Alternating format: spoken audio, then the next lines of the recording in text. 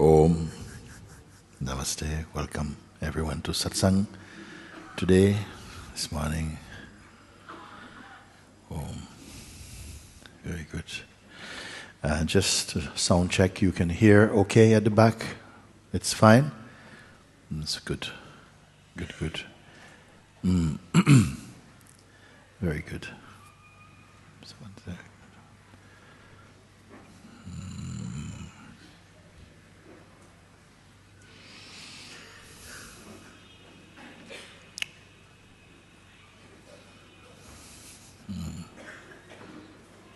Good morning, Mooji. Good morning. Namaste. I want to start off by telling you that yesterday's satsang was the most transformative experience of my life thus far, and I felt very moved towards the end, and so I stood by the door and you hugged me. And when you hugged me, I was overcome by this feeling, this sensation of tingling in my spine and chest, and almost like my heart was overflowing with love. And I just left in total bliss. And you gave those that wanted to do the assignment an assignment of being still and keeping the room empty throughout the day in everything that we do. Yes. And that feeling that I left with made it incredibly easy to do so. And I just found it, the sensations left my body, but the state of bliss was sustained throughout the whole day. Yes, that's very good. And so, before I ask you a question, I just want to tell you a little bit about how the experience was of keeping the room empty or clean, if you will, for the first time in my life. That was the first time I had done that. So immediately after leaving satsang, we're staying at Prabhu's, Ramana's garden. And what happened? At, your dear friend Prabhu. Okay. Yes. We're staying at her place, and so I just found myself sitting for about an hour without any thought coming into mind, and it wasn't like it was completely effortless. I wasn't, being bombarded by anything. But then came a certain point where I started to be bombarded, but it wasn't random thoughts. It was like thoughts of epiphany, some major breakthroughs and some, not so much. But I found that for the first time I was able to decide what I wanted to let in. Yes. With the combination of the feeling that satsang left me with yesterday, along with a technique that Prabhu taught me about, imagining that thoughts are strangers knocking at a door, and you can choose whether you let them in or not. And those two things were profound in the transcending that I experienced yesterday. Not to say that, the pet peeves or twigs, like you say, didn't fall into my Zen garden. But I just found that instead of letting those get to me, I really challenged myself to stay still. Very good. And instead of being brought down, I just rose up that much more. And so it was absolutely incredible. And I still am in bliss right now. Yes. So thank you for that. Very good. And I want to ask you a question regarding your experience. So I'm wondering if you'll share with me or with us what your first encounters with truth were like similar to the feelings I experienced yesterday, or your first... my first encounter. Is there too much bass on my voice a bit? Hello. Just checking. It could be a bit more, I feel some woof Can I move a bit? Okay. First encounter with truth.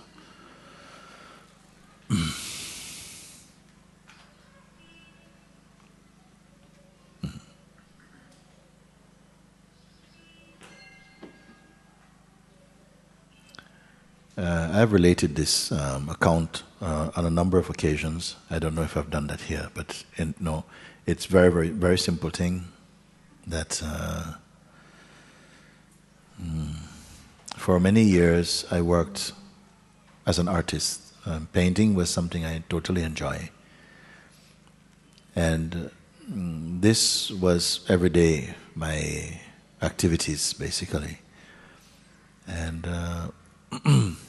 also making stained glass and some sculptures, this type of work was doing. So one day when I came home,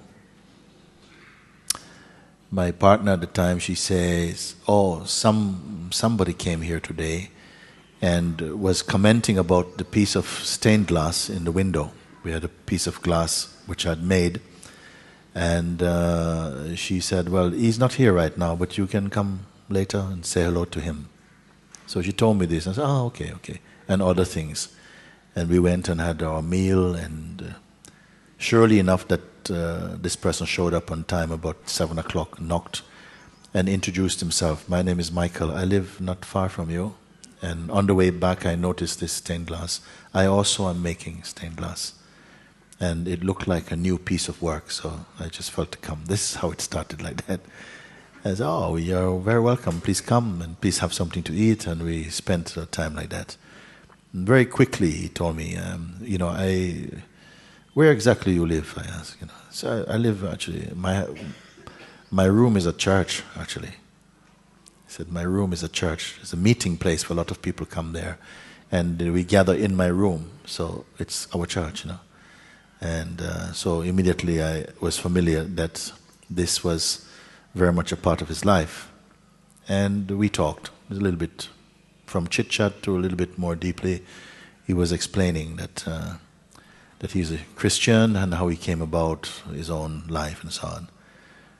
And I liked him. I liked his warmth. I liked his openness. I liked the fact that we were talking, but he wasn't trying to convert me to something. So that was good. And at this time, I was also putting on an exhibition of Afro-Caribbean artists in my town. I was one of the organizers for it. And I asked him if he had some work that he would like to include in this exhibition.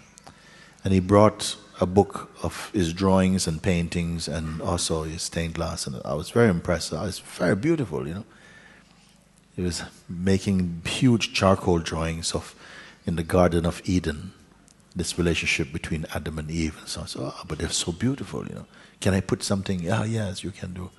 But really, in himself, he was not interested about art or nothing. He just seemed like, if you want, I will join.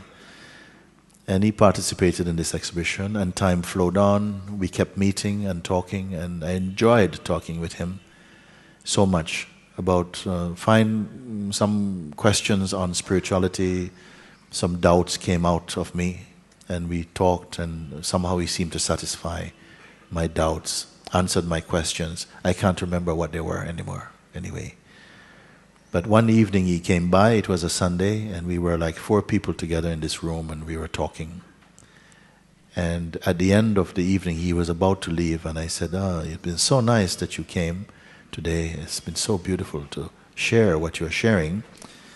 I said, "When you pray next time, will you remember me?" I said like this, "When you pray next time, will you pray for me?" And he said, yes, but we can do that right now." I said, "Okay." I'm brought up in Christian country, so I'm quite comfortable, quite familiar with prayer. But he sat and he prayed a little bit for me. Again, I don't remember what he said, just prayed. And then at the end of his prayer, I found myself saying, please help me, please guide me. Just these simple words, simple. No ritual, nothing, just standing up there in the room. And then he left, we had a hug and he left. And somehow I felt so good. I felt very, very happy, very happy. Just filled with a lightness inside, very happy.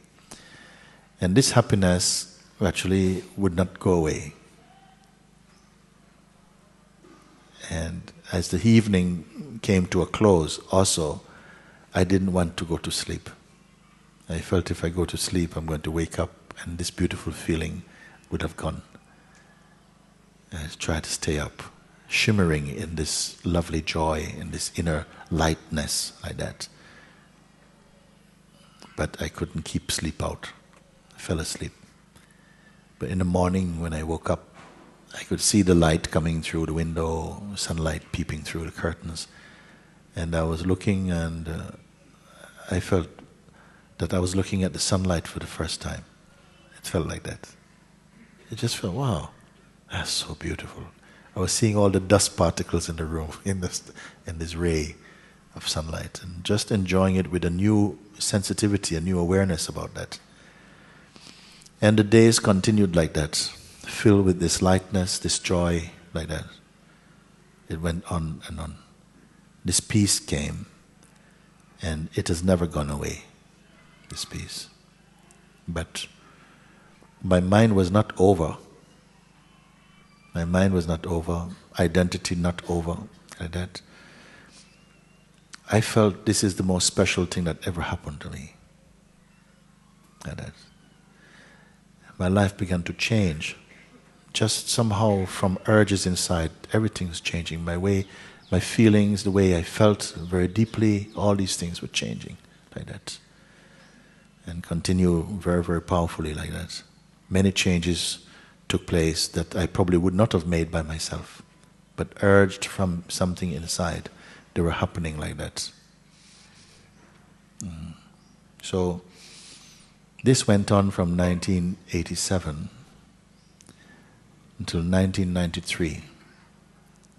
I was still living in my own town, and to have your life so openly changing in front of many people that know you or have the feeling that they know you was quite something. If I had the chance to have gone away and kind of evolved in kind of secret, I would have probably taken it. But I was there in my own town. I left teaching also. Some of my students will come and say, "Sir, why are you sitting here? And why are you not teaching anymore?" I said, "I don't know. It's come to an end. I don't know what happened." But I was not used to reading books. I don't read much. But something arose that I wanted to find out more about what was happening to me. And one time I went to a bookshop nearby. And in this bookshop, I was looking, it was a Christian bookshop. And I walked in and I was, oh my God, so many people have had this experience. There's all these books. And I went to try and find the book. And suddenly it was like lots of noise came there. And I felt like all the words inside the books were shouting. And I just came out. It was unbearable for me. But some while later, I found myself in another bookshop, a famous bookshop in London for esoteric books. And this time, before I went in, I came very cautiously, step. And then I went to one area I saw like this, about India. I don't know why I went there. And I began to look at the books. And I saw one book that was outside from all the other books. It was turned this way, a small book with a beautiful face of Ramana Maharishi. And it was the first time I saw this picture of him, and I was very touched by it. I thought, wow, he's so peaceful, a peaceful human being, you know? Wow, like that. So I opened the book, and then I had to close it. I said, my God. I looked at it, I couldn't understand anything at all. You're not the body, you're not the mind, you know. Wow. So I thought at the time that there was a mistake at the publishers and they put the wrong cover on this noisy book, basically. I couldn't relate. This is different. He's so peaceful. And this book, you're not this, you're not this. So I couldn't handle it, and I left it. And I found instead another book called The Gospel of Sri Ramakrishna. And the only thing that led me was the term gospel. Gospel. So I picked it out and I just flicked through pages, as I still do that, and read something. And each place I found myself reading, it was, wow, this is something. Now, Ramakrishna was a devotee of Ma Kali. It's a very, sort of, in Western minds, a very terrifying face of a god or a goddess. But his words were just like milk and honey for me. So I bought this. It was my first book I bought. First book I ever bought. The Gospel of Sri Ramakrishna. And I took it home. I started to read it from the beginning. And I could not put it down. Every night I go to bed, I find myself crying. I was so moved by his teachings and his words. I felt they were speaking right inside my heart, like that. And so I didn't want this book to finish, actually. I read. And in the end, I came to the end of it like that. Then it arose in my heart, I would like to go to India. I even wanted to go to Calcutta, where this master had lived, but he was no more in the body. But I still had this feeling to go there. But then the opportunity came. One of my sisters, she gave me a lot of money. And I came straight to India, no preparation. I came to Delhi, and after Delhi I came here to Rishikesh. In 1993 I came here. And then while here I met some devotees of Sri Punjaji, Papaji. I didn't know anything about gurus, I don't know anything about India, nothing. Only Ramakrishna, Ma Kali, the only names I know. And somehow we met in a very strange situation up here at the top of Laxman Jula. These people met me, and I don't go into it now, but it ended up they're staying in the same hotel with me. And they asked me, have you heard of Papaji? I said, no. He said, oh, you must find out Papaji. You must come and meet Papaji. Okay, I was very polite, very okay, very nice, like this. Then at dinner they showed me a book of Papaji's. I think it was something like Wake Up and Roar or something, one of these books. And I sat at the table with them, flicking through the pages, going, very nice, very nice. But I was not interested, actually. Then also, then the next thing they asked me, would you like, we are coming back, because Papaji spent some time here in this place. But we came only to have a day to spend here. We are going back tomorrow to the Master's feet. Would you come? We have room in the car to come. I said,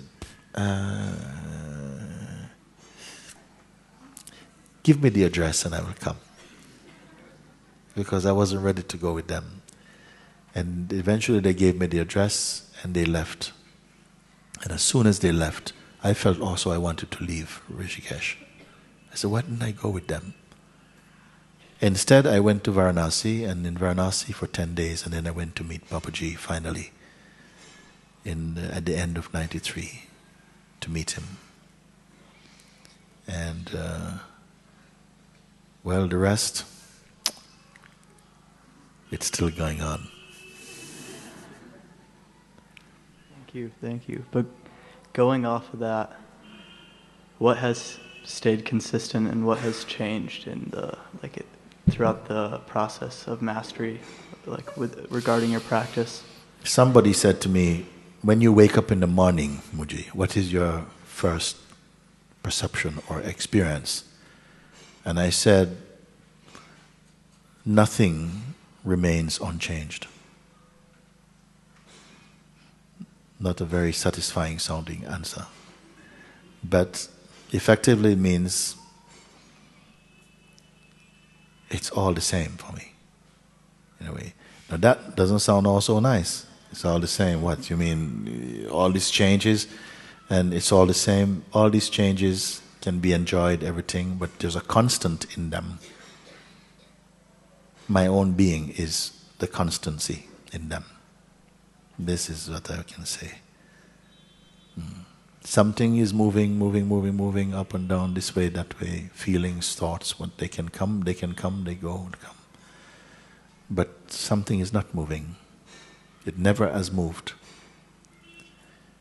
And yet, it's not frozen. You see? And it is indescribable. Once you discover this, it's impossible to be unhappy. Once you discover this, it's impossible to be depressed. Once you discover this, it's impossible to feel that you can lose it. Once you discover this inside your heart, it's impossible to feel lost or to be terrified of life or death.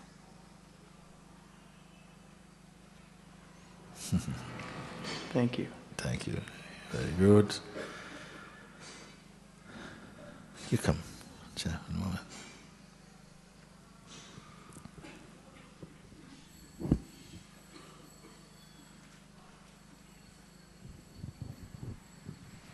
Namaste, Mooji. Namaste.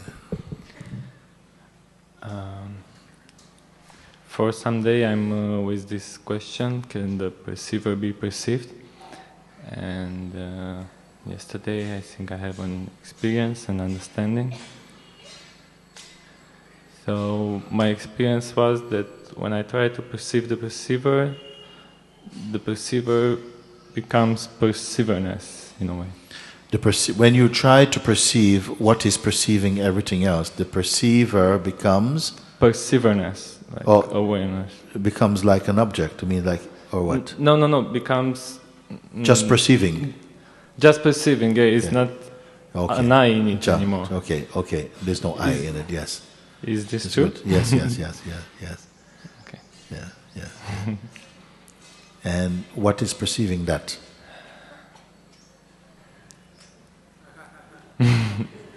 Just asking. I know it's only like perceiving. It's nothing else that perceives. So that. Even now, after that exercise, the I doesn't come back. Would you say? You said that the I vanished and there's only perceiving now. There's just perceiving. Yeah, not all the time. Sometimes. Yeah. Now. And now what, Amar? There's only perceiveness. Yes. Yeah. Sense of I can be there, it comes. And it is not dismissed. It is there because somehow it's natural also to feel I. When the I itself is the same as perceiving, even. So whether you say the I comes back or not, the perceiving still is just functioning by itself. No one is doing it, isn't it? Yes. There's just perceiving. I'm on and off. And there's awareness of perceiving also. Sometimes I say there's perceiving of perceiving also, or awareness of perceiving. Can you follow this? Like right now you know that you are conscious. This is what we call the waking state. You're aware of this. Then if sleep is coming, sometimes you feel sleep is coming. And you feel like the powers to perceive is slowing down and they're going. But there's an awareness that is not sleeping there. It is here also now. Underlying all the changeful states, there is that ground of being. You can put like that. The sense I can be there or not, doesn't matter.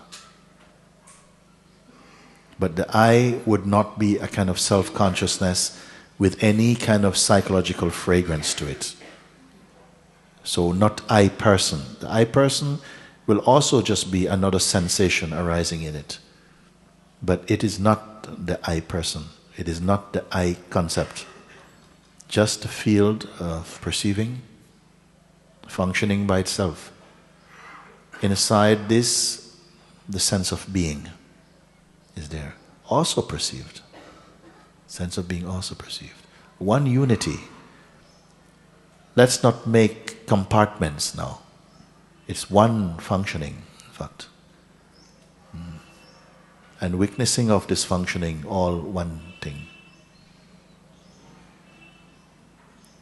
Now, if I were to say something like, witnessing of the witnessing of functioning, would it confuse you? Don't use your mind too much on that. It simply means that there's an aliveness in the perceiving. It is also known. The functioning of perception is also perceived. This is a very simple thing. It's not something that you have to practice. Only you need to recognize. It's not a practice. I'm simply pointing the attention to the inmost place, where you are without any association. When I say you, I'm not speaking you personally. I mean you in the highest sense, which is synonymous with being or the absolute being. When I'm relating to you, it's not as person to person in Satsang. It is as consciousness to consciousness. It makes a huge difference. A person has a lot of things going on. Consciousness doesn't have things going on. Things are going on, but it doesn't have things going on. Things may or may not be going on, makes no difference to that place where I call presence. From person to presence. Person has a lot of things, a lot of details. I am the body. The person is the belief and the identity. I am this body, this is me, this is my life, this is my father, this is my mother, this is my house, this is my passport, this is my country, this is my religion, so on. This is the person's characteristics. But presence does not speak like that. Presence does not have such kind of content. Presence is like a state almost of neutrality. You're fully here, but not with a lot of data. Just as pure consciousness. This is already there. This is not you're going to practice and then that's going to be the outcome. In fact, why I speak like this is because it is already so. It is there. The only thing that's not there, perhaps, is that we are conscious of it. Because we are not conscious of it. And why are we not conscious of it? Mostly conditioning and education.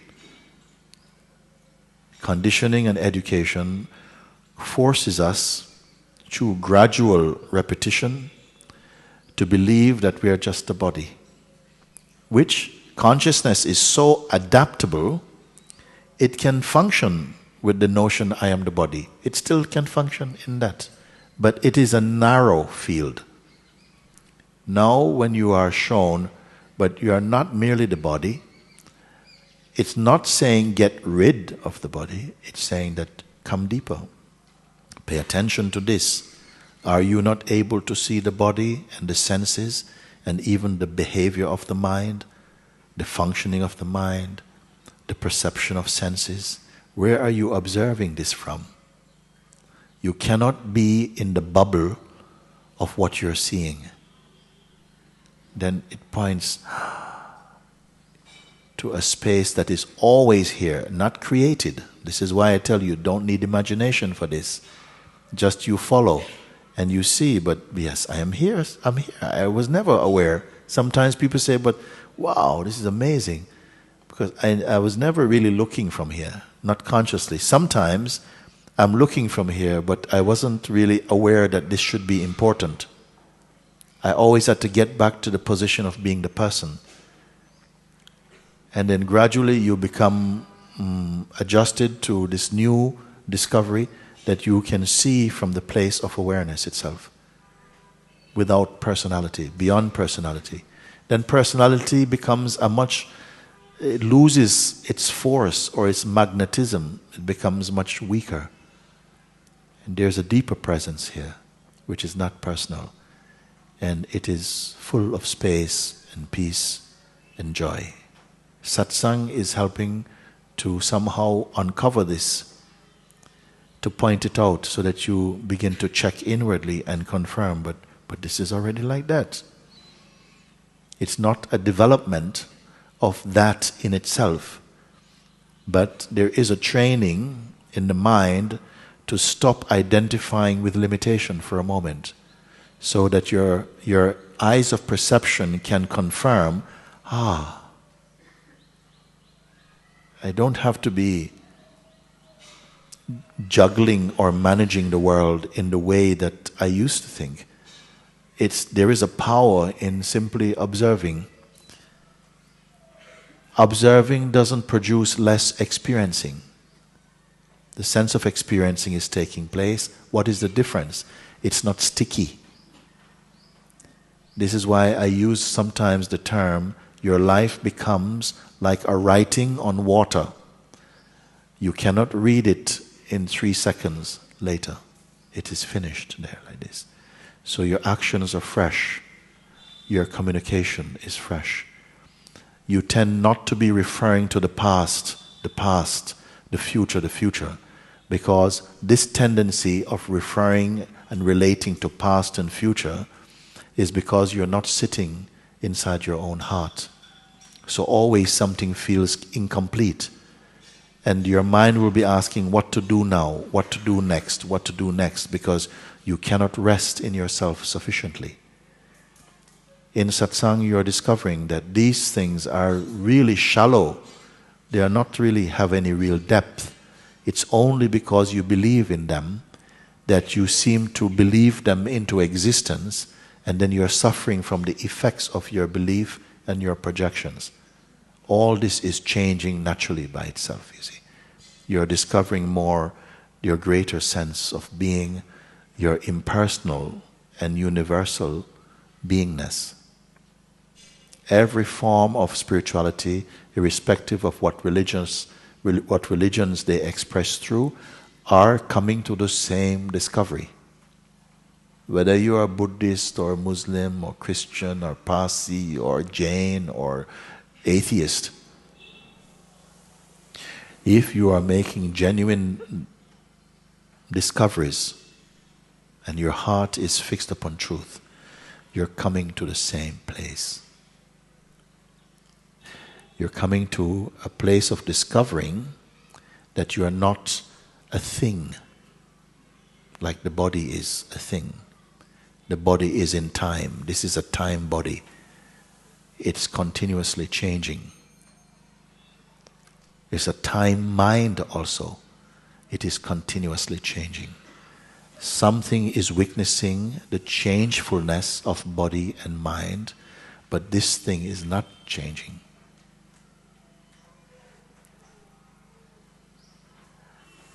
There is in you the power to know this right where you are right now. The sounds are coming in through the senses of hearing. Through eyes you're seeing things also changing. The senses are changing, the mind is changeful. All the phenomena is changing. But the weakness of them is that also changing. Moods are changing, feelings are changing, even memory is changing. The sense of identity is changing. All of these belong to the realm of change. Is there anything in you which is not changing?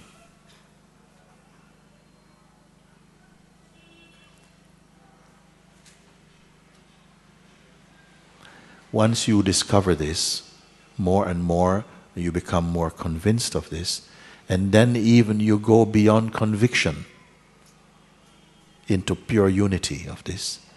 Then you can move also in life. You can still have a job, you can still have your car, you can still all these things, but they will not be so important for you. They're not important in themselves. They're only important for a you. Let them be there. Let everything be there. You don't have to dismiss or judge anything. There's no need for any cynicism about it. But you are discovering that thing which is imperishable. Everything else is perishable.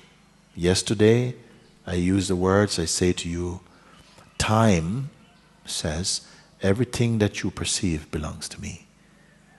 I will eat them. Everything must come back to me.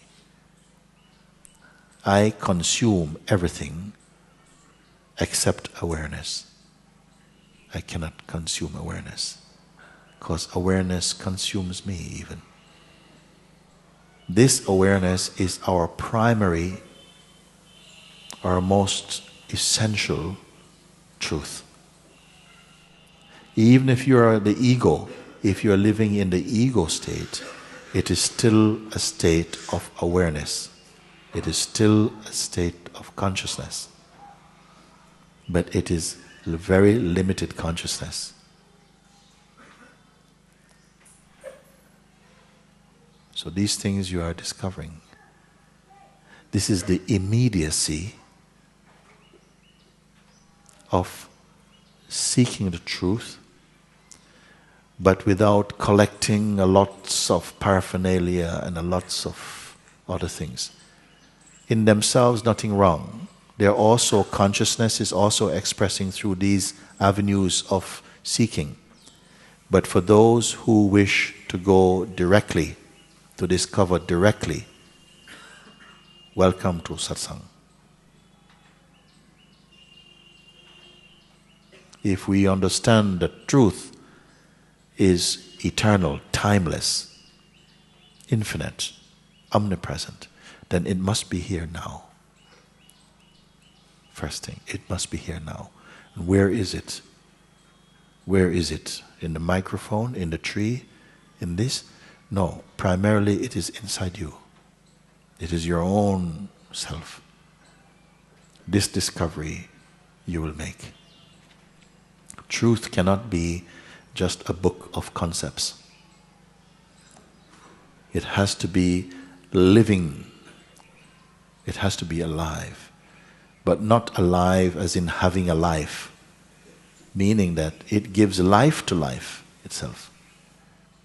And all the meanings that we derive, all this diverse expression we call existence, all emanate out of this space which you will experience, and maybe some of you are experiencing now, that there is behind all this listening and speaking and understanding, there's a space which is not participating. It's not moving, it's not changing. Keep your attention here. You'll find that more and more you're able to do more and more things. Some people say, but when I'm here, I don't have to do anything because anything will disturb me. I said in the beginning. But gradually, as you become more aware, you see that all this existence, you could have 10 jobs in one day. It doesn't stop you from this. Not it doesn't. Only if you touch the thought that something takes you out, then that thought will cause you trouble.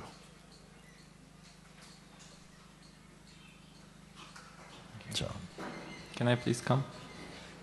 that's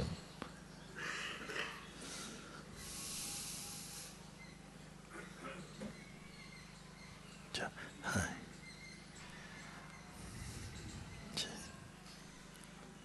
Very good. Very good. Namaste, Namaste. Mooji. Namaste. Well, I wish that yesterday when I went home, I had bliss, but I didn't have any bliss. Okay. I was in mind mud. You're in Mindland. Mind mud. Mind mud. Yeah, like your analogy, the little water above. Yes. So I was in the mud. Yes. And it was deep. Yes. And it stayed all night. Yes. And it's still here. Okay. Good. And I really don't like it. Yes. I'm like really tired of it. Yes. Very good. Let's start from here. Let's start from here. I was in a mind mud. I'm still in the mind mud. Okay?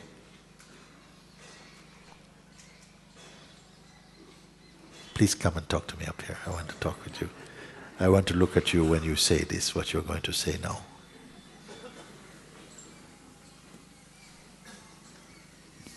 Yeah.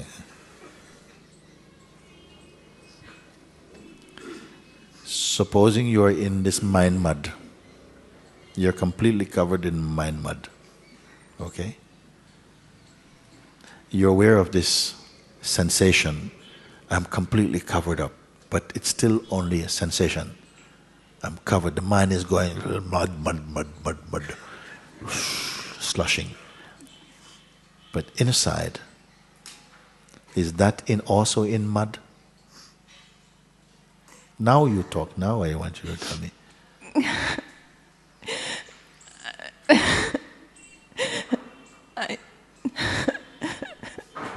What does mind mud look like?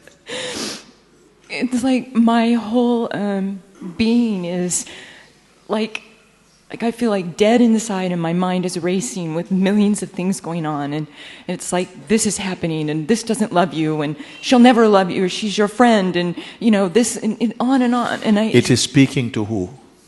Let's slow down. We have time for that. Who is it speaking to? The mind. Let's be very, very slow it down frame by frame. Okay. Who is the mind attacking? She is better than this, and she's never going to accept you. And who is it talking? Isn't it a very personal voice? It's really personal. It's very personal. About me. Yes. And can you take a look at the me? The me is what? Slow down a bit. Just really get inside the me. What is the me feeling? Don't throw this out. Don't lock this out. For a moment, let's do it together and see who is this me, because it's the most troublesome thing. Is it not the idea you have of who you are? Is that when I speak like that? The idea you have of who you are is suffering from other ideas it has about itself. Right. My whole life has been that way. Yes, yes. And I realized last night when I was up at 3, because I've been cooking since I left yesterday. You mean you're cooking or you're being cooked? I'm being cooked. You're being cooked. I'm like boiling over. I'm like, yeah. I'm like boiling over. But I realized that when I talk to people, it's about me. You know, it's about, oh, this person did this. Oh, I feel this bad. Oh, my life's suffering. Oh, Yeah.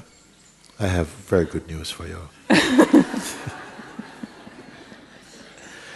This me can go for a walk, actually. And the me sense is only powerful because it derives its life from the real you, which is consciousness, actually. The me. This me be is there all the time. You're aware of it. And the only reason why it seems to disturb you is because you impart so much importance to it and so much identity to that, in fact. Sometimes people also living in a place like this, a lot of noise. After a while you don't hear it because you accept it.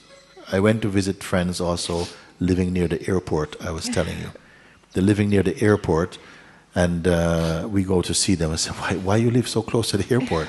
He said, well, actually we were here and the airport came, actually. So like this, like that.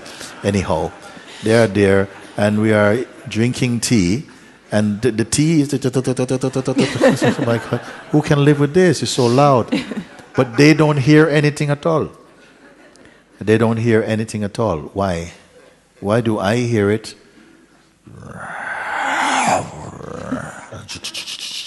Who can live like that? Well, they can. They're living quite fine, peaceful life like this. Okay? But because of the contrast, I can hear it very strongly. They have accepted something, like, you have to live with it so you forget about it. And it's the same thing has happened. We strongly identify with our identity or culturing or so. And the idea you have of who you are or who you want to be, something like this. And then other ideas are attacking this idea. And this idea is suffering. Right. And all this suffering is taking place in the presence of something which is quite apart from that identity. Can you now just be aware of this? because this is what I am pointing to. I'm not saying the one who gets into trouble should try to be still. Because they can't be still. They can pretend to be still. And they'll be pretend to still, but something goes zzz. They won't be still. This one cannot be still. Be in the stillness itself, which is here. It's not person doing stillness. And that's what I was, that's what I thought I had. What I realized is that I thought I had it, the stillness, and then I realized after yesterday that I didn't have the stillness, I had mind stillness. Because if I had stillness, there would be no need to convince myself I had stillness. Yes, one thing. And also, don't even bother with the feeling that you have it. You see, because the minute you have something, you yourself become a person who have something. You are actually, it's synonymous with yourself, that silence, that stillness, which doesn't have any kind of condition on it. It's just there, like that. So now again, from this point, the mind is making a lot of static, lot of energy is there. But don't identify. Like if you don't identify, like it's somebody else's head you're wearing for a minute. You're wearing someone else's head for a minute. All this noise and stuff. And so, wow, you've got a lot of noise in your head. But you don't take ownership of that. Do you watch it then? Is it like a... You'll watch it for a little. You'll watch it for a little because it's very compelling stuff. Oh, it's really not because compelling. It's interesting particularly. For 58 years it's been compelling. Yes, yeah. Well, it could stop today. I'd like that. That's why I'm sitting here. Yes. Because the compellingness is due to habit also, and because of identity. Because you believe it is you, then you care for it. You understand? And feed it. Yes, you feed it. Where is the food coming from? You feed it, you put it in the mouth of the mind. You're feeding this identity. You are what to feed it? It's coming from the mind. You are the mind or it is the mind? It is the mind. Yes. It is the mind. Yes. Yeah. Being fed. If you say to your mind, you can be anything you want to be, do anything. You can be a monster or an angel, but I won't identify. You can start like that. You can be a monster or you can be an angel. But I won't identify. But I am not going to bow at your feet and say, please be an angel though. No, say, no, you can be as monster as you want, but I won't identify. Don't identify. Stay. And you who won't identify, right now, see if you can feel the sense, which is not the mind, which is not the person, because the person can be seen. The person can be felt. The person's life, the person's emotions are being experienced. What is the person, you see? And what perceives this person? These are questions that belong to right now, and the discovery belongs to right now, as we are looking. Because just in the same way that you cannot listen to a bird singing yesterday, you are going to look and see like that. So there's... So the mind, you see, let me tell you, the mind, mind can play as a tsunami itself. And the wickedest tsunami you can imagine. Every kind of curse, every kind of judgment, every kind of dismissal, every kind of insecurity can come. But it can only come for you, for the sense of me. You're not good enough, you failed, you're never going to make it. You know, you're not spiritual enough, you can't even meditate. Like this, it's going to be like this, okay? So, as long as you take the position of being the victim or the person that the mind is talking to, this relationship, very bad relationship, very bad marriage is going to continue. Right. You are aware of the mind field, the mind force, the sense of personality. You're aware of the body, you're aware of the senses, you're aware of the sense objects, you're aware of memory, you're aware of the sense of ego, you're aware of the difference between imagination and actuality. All this power is inside you. Who are you who watches them? Don't give me just word answer, just you are watching all of these things, or you're capable of observing them. Can you also be observed? Whatever has a shape, have a size, or have any quality that you can perceive. That which is perceiving all of them, can that also be perceived? Just take a look. No. Experience what you're saying.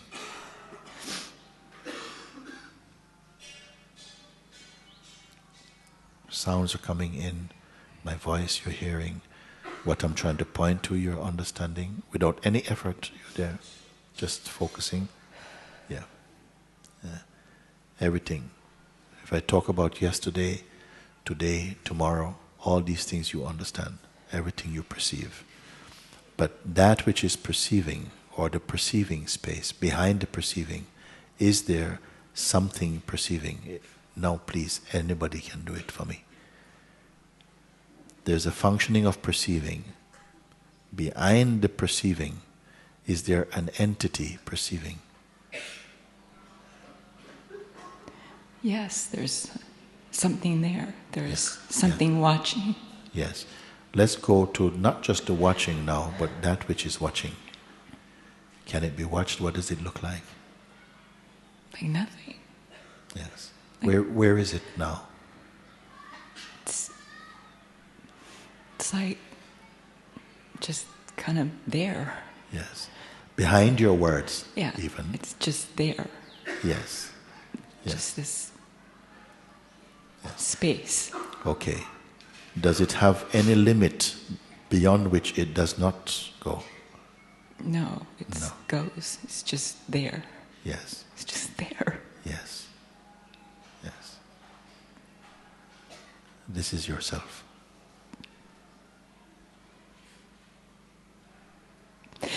In front of it, actions, interactions, reactions are taking place.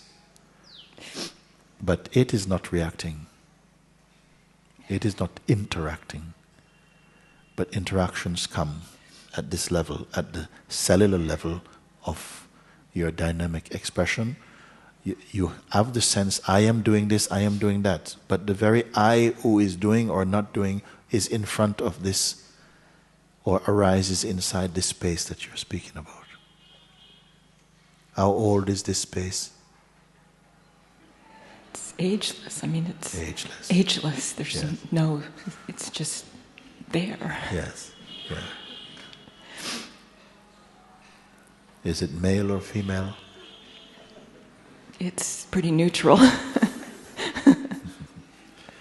Does it have any religion? No, it doesn't have anything. Is it having a good day or a bad day today? It's having nothing. I don't feel it's just there. Yes, yes. It's just there. Yes.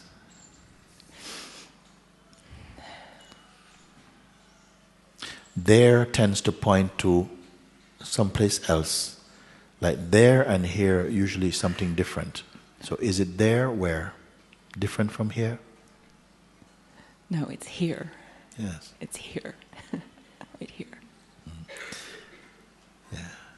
Is it possible for this to suffer from a tsunami mind? No. No, that can't suffer. I think you're making a very profound discovery. Yeah, I do too. Does it change? Is it subject to change? No, it's just here. Yeah, yes, It's just here. yes, Does it have a beginning? No. No. Why? Why it doesn't have a beginning? Because it's just here. It's just this amorphous here, like it's just here. Yes. Yeah. Does it have an end? No. Why? Because it's just right here.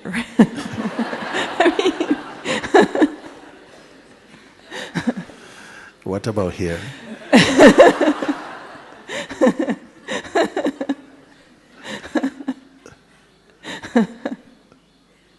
Does it have any real location? Like inside or outside? Really, stop, let's be clear about it. Does it live inside more than outside? Does it know inside and outside? It doesn't know inside and outside. It doesn't. There's no boundary on it. No boundary on it. Look at that. Look at that. No boundary, no gender, no time frame, no mood. No mood. Can it fade? No. No.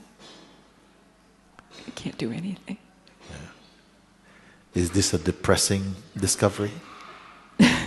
No. Not at all. This is what you came here to find out. This is what you came here. Better than this you cannot find. Better than this you cannot find. Now you can invite the mind. Mr. Mind, make a biggest tsunami to celebrate, to destroy or to upset me. See if you can remove me. Is there you and this? This is one of my good questions. This good question I want to see now. Is there, you say it's just right here. Is it and you, is it different? No. No.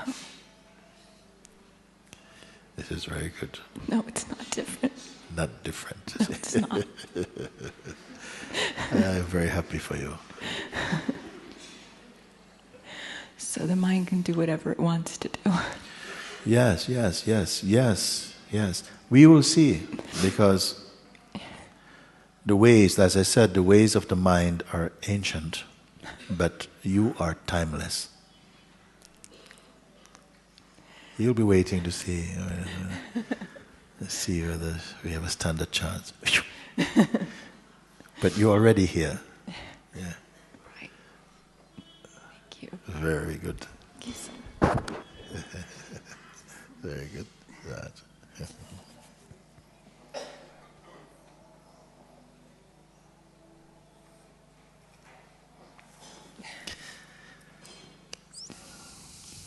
Just like that. Just like that.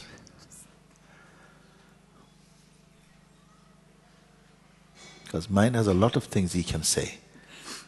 You know?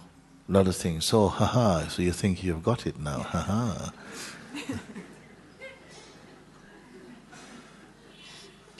Okay. Let's go out and celebrate. Drinks on me. The drinks are on me, she says.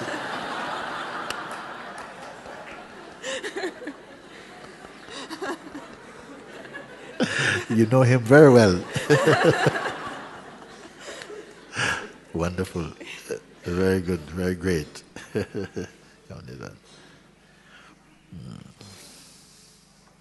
Okay, after this one. You come.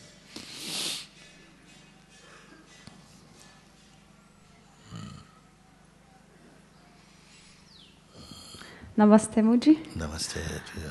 This is my fourth satsang, No. and the questions remain the same, pretty much.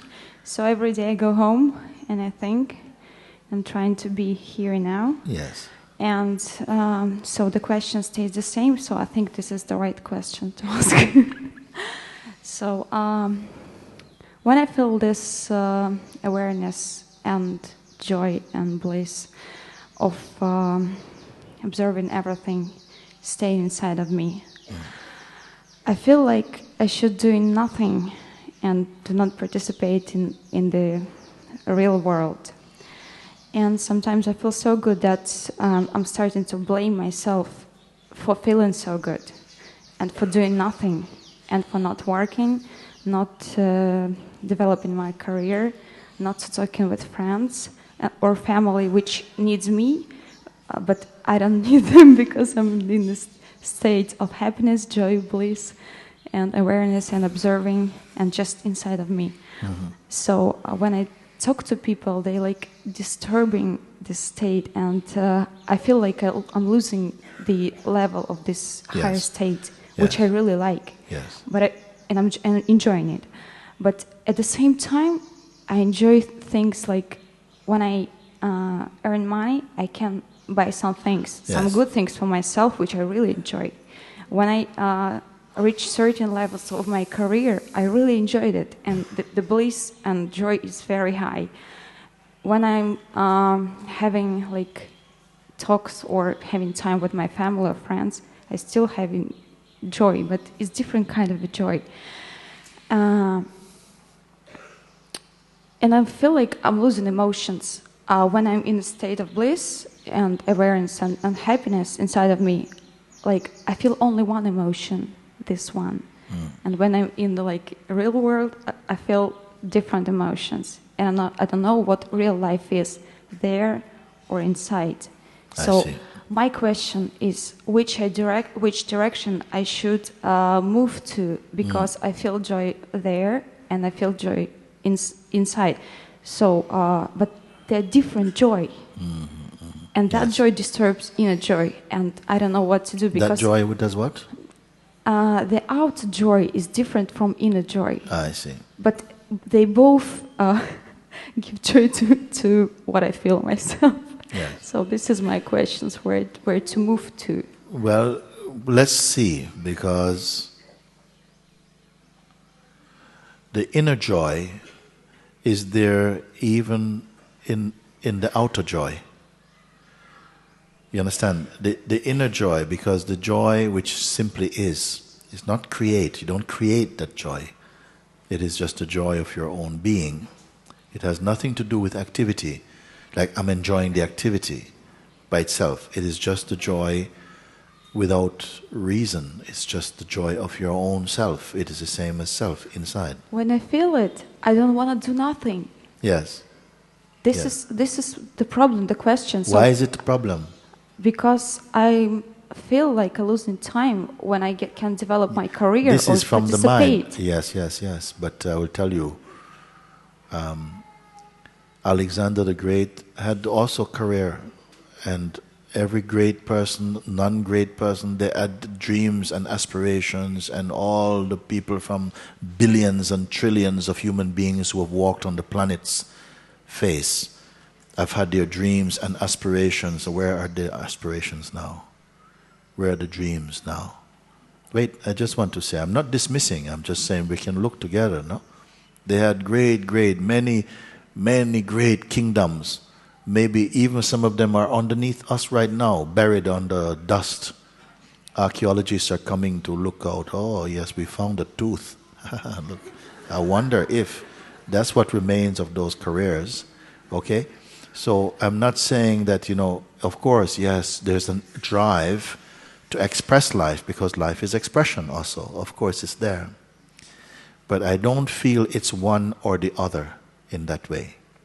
I feel the truer one is the joy you find, just the joy of being. And it is true, sometimes when you're in that state, especially initially, you simply don't want to do anything. You're here. Now, is it there for you to enjoy? You say, I'm just enjoying. No. Whether you're sitting quietly or preparing lunch, it pervades all your activity. It is there. There's not any job that is most like awareness. And some jobs are not like awareness. Some actions are really close to awareness and some not. There's no such thing. Awareness pervades everything. The joy that arises out of awareness pervades every activity, every thought can be pervaded by it. But then the thought comes in, yes, but time is going past, I'm not doing anything with my life. And something purchases this thought. And look what it's done. It says, oh no, I've got to go and I've got to make a career and so on. Because it feels like this is I have to do these things. And if you have to, you have to. In the end, you have to do it. But it is creating a duality in you. Like that. The one who has realized the self, who is awakened to the truth, you see, doesn't mean that you spend the rest of your life in a hammock. With nothing to do, It's not like that. In fact, some of these people are also expressing dynamically. When the vital force arises up and it wants to express dynamically, it expresses dynamically. Sometimes it doesn't, and it's like the plug is pulled and your life just seems a kind of stillness. But whether it is expressing dynamically or very tranquilly, the awareness is still constant, still present. And the awareness and that joy, they are together there like that. But the rest is from the mind. Like, maybe I need to do this. Maybe I need to go and get a career. Maybe I need to go and do this thing because I can't just sit here all my life. Well, who says you need to sit there all your life? Because those who were compelled to sit there all their life, they were sitting around with other people and exchanging about this. That's something. But you cannot just sit there unless you're forcing yourself to do it. It has other expressions. Sometimes you want to sit. Sometimes you feel to go for a walk. The life force is creating the movements of your life.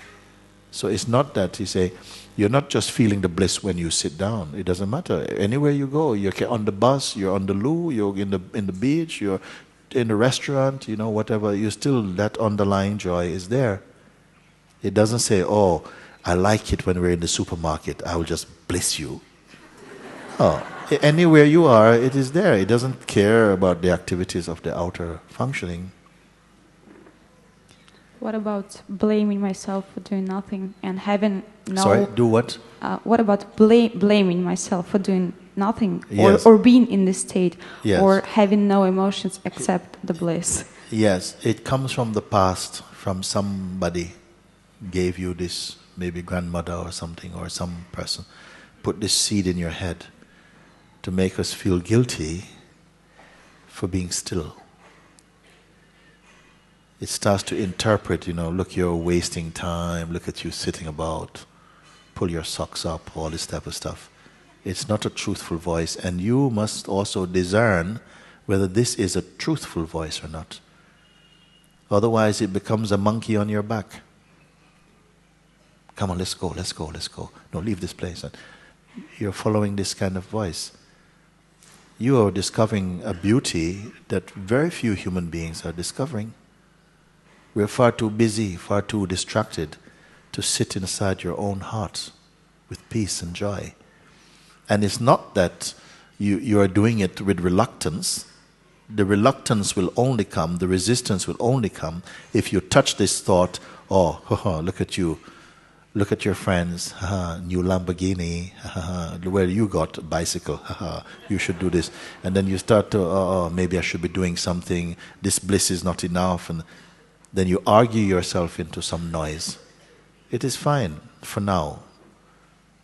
You're here, everything is for now. Everything is only for the moment.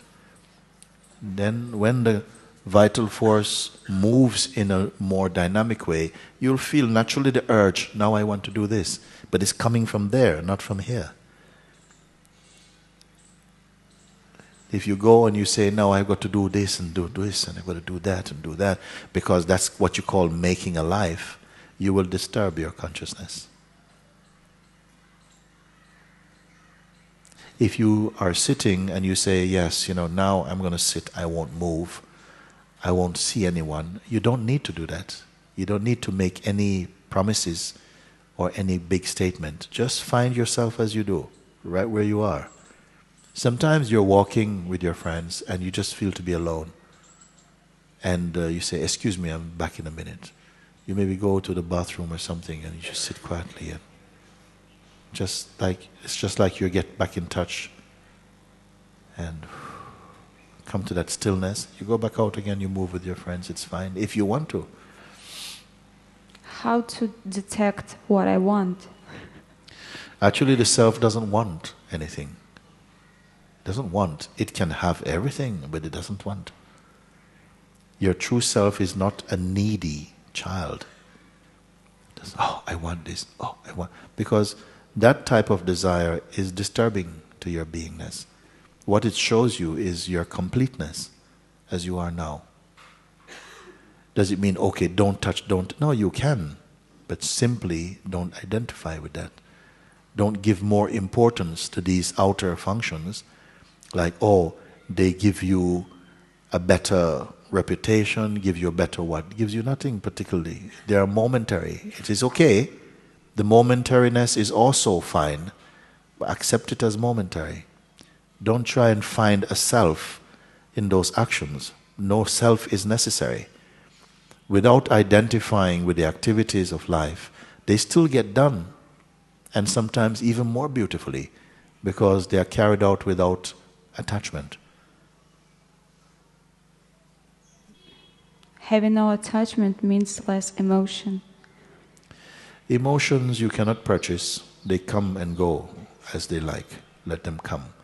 In fact, when you are like this, in this central emotion, as you call it, no? Then all other emotions are blessed from that place. It's not that you have no emotion, it's just that you're not in the noise of emotion. But anything can come. Even the sense of sadness can come. Because there is enough room in the infiniteness of being for every expression to come and to express themselves, to exhaust their expression, and to go back into silence without you feeling you've done anything. Don't be a traffic policeman in your emotions.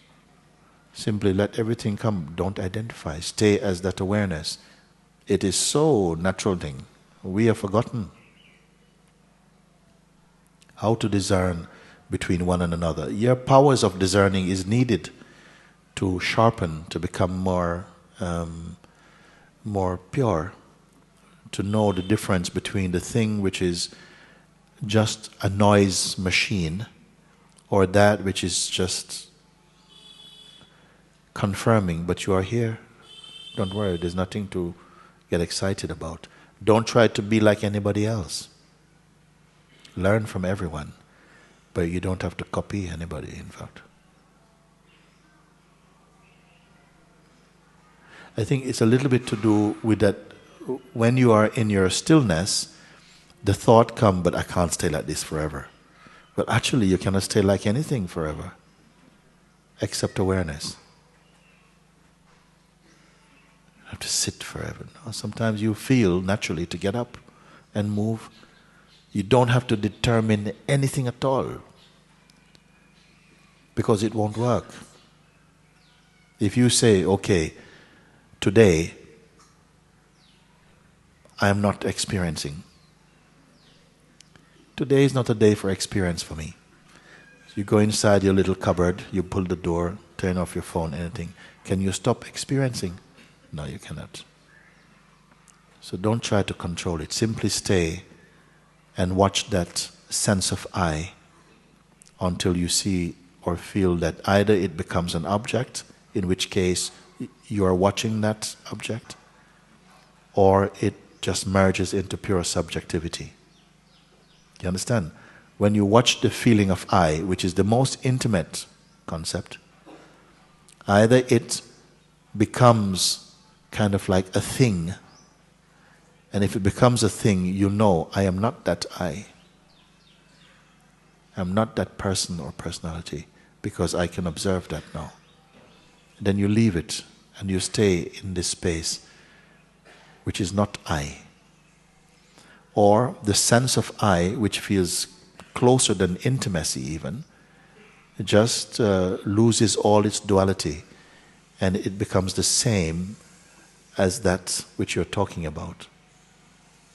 It is just the same as pure being, your inmost self. It is that.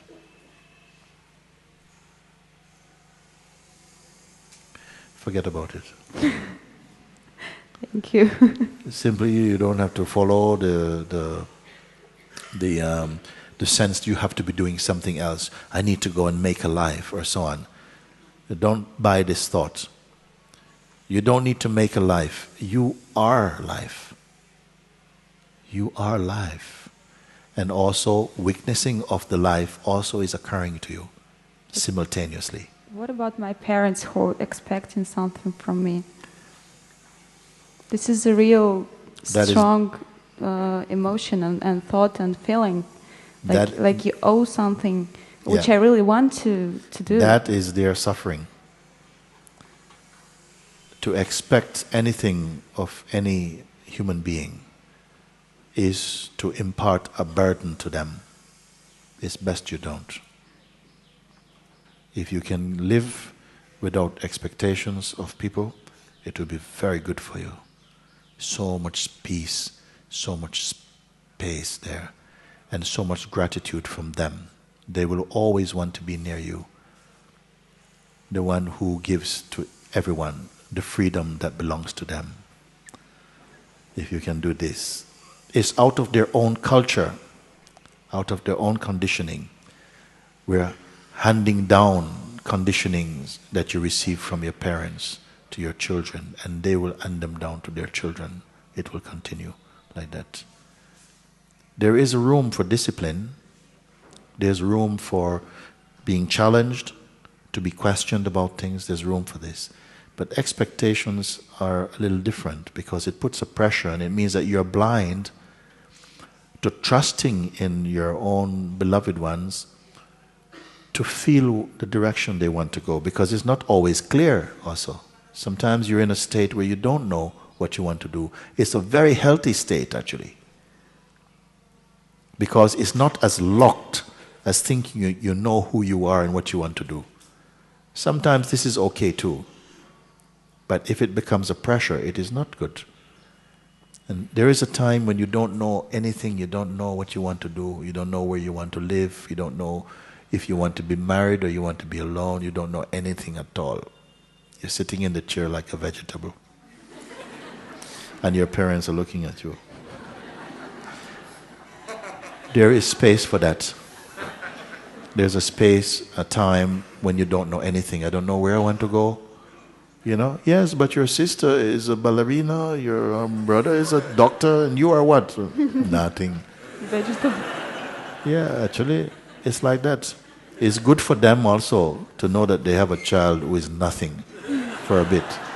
Hurts like hell, but it's their chance also to expand also in themselves. And parents, they sometimes, it's like they feel they have to pressure you a little bit. You know, it's not easy being a parent, and it's not easy being a sibling or child or something. But they don't put any pressure, they just look at me and it's worse than any pressure. They look like that. That is some amazing power, that's some superpower there. They don't even have to speak. Yeah. So I should pay no attention. Well, can you not pay attention? You can understand that they think that they know what is good for you. Everybody think like that. They think they know what is good for you, and sometimes they're right.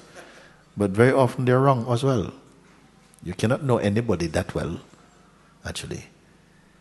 So you must be kind to them, but say, Mom, Dad, sorry, but this is really where I want to go. But at the same time, I feel these people, they deserve a lot from me. So they deserve everything. I can do anything. I should get up and do anything for them because I feel they deserve that. I want to do. If you want to do from your heart, by all means go satisfy your heart's desire to do that. But I don't feel it's necessary to hold an attitude that you have to pay them back for your existence. I don't think this is what parenting is for. I understand. But to show respect to your family and to honor them, to show love and gratitude to them, this is very good. But you cannot just fulfill their expectation. Not always, sometimes. On the other side, here we have one friend here now. I just met. The father is here also, and he said, "Yes, my father now is choosing a wife for me." Okay, And I said, have you met her? He says, no, no. He has faith and trust. Now, this is something we don't know much in the West. Somebody chooses your partner for you. Your parents choose.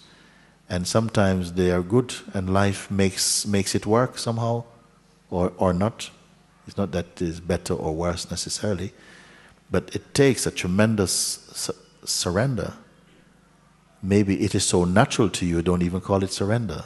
You just say, this is how it's done, and we just accept like that. Depends on you, your temperament. Thank you. Very good, Thank you, thanks. Mooji. Thank you very much.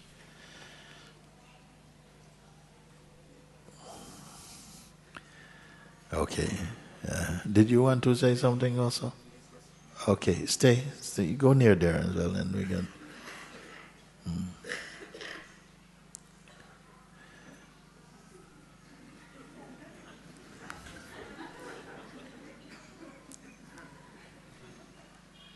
Hello. Hello. Mr. No, very few more moves. Yes, I want to throw out the last moves. I'm very confused every time. I don't know. We are very confused every time we come up here, but the last two people, it actually reminded me so much of everything that I'm going through. First, I didn't want to come up today because yesterday when you said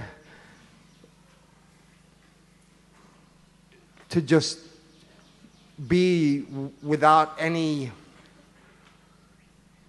past or future or without anything like this and just go through that day just more in the self. I also, just like this other person, was more in the mud than I've been in for a long, long time. Of course, I had certain things to do. I had to go to internet and take care of some bank problems, and it was just like really bothering me, and I was like getting instantly like almost like yelling at children, trying to flowers, all of these things, and then immediately seeing this is ridiculous. Immediately I always witness, but it was this strange feeling, and then to go from there. My heart is beating very, very hard right now. Let me tell you something. Then maybe I can give you a little bit of speak from my own self. I feel to say something like that. My attitude also is like this, because I come every day here while I'm here. I'm approached many times about making some decision or determining some action and so on. It comes, many things are taking place. But I get up in the morning and I don't own the day. You understand? I don't own the day. The day doesn't belong to me. Even the sense of myself doesn't belong to me. I am just here. Everything is unfolding, and I find that it unfolds in a harmony by itself, unforced, is taking place. Now, inside the day, there may come some, but this is okay also, because I have not held on to an idea that my day should not include that. So anything can happen like that. Then somehow you find yourself in a state of peace, untroubled. Is it possible that no trouble will come? If it does, it does, whatever trouble may mean. I don't know what trouble would mean. I really don't know what trouble would mean. We live presently in a beautiful part of Portugal. It's so beautiful there. And we are making our huts and stuff, and it's very nice. Everybody loves it. Not long ago, there was a fire nearby because we are surrounded by eucalyptus trees and they burn like paper. A fire started at the very bottom of our land and very fast. It was. Now, normally the wind is blowing from the west towards us. And if this wind was blowing very strongly, it would have carried the fire into our own land and war. It would be quite likely that would have happened. But it didn't. It didn't. But if it did, it would be okay. You understand? It would be okay because nature brought it, God brought it. I don't mind. I don't mind what comes. Do I have no feelings about it? Yes, I may have feeling. I may cry a few tears. Oh, my beautiful cottage is gone. Okay. Whatever is the next thing, I don't know. Or if there's no next even. But this attitude came by itself inside. It's not that you don't care, but I don't mind. And it's different. Sometimes you sit for meditation and then you experience the most troublesome noisiness come. Then you think, oh no, meditation is not for me. No, it is for you. It is for you. Because what happened is, we asked yesterday, please observe this thing. Someone put it beautifully. I said to you, keep your room empty. Eh? Then somehow, whoa, so many things want to come in this room. Even to force themselves in this room. Yeah. Suppose something forced itself into this room. For me, it is also okay. Because I am also not just this room. So anything that can happen, any play, it can also go tear the walls down, throw the doors out, burn the windows and everything. But there's something you cannot burn, something you cannot touch.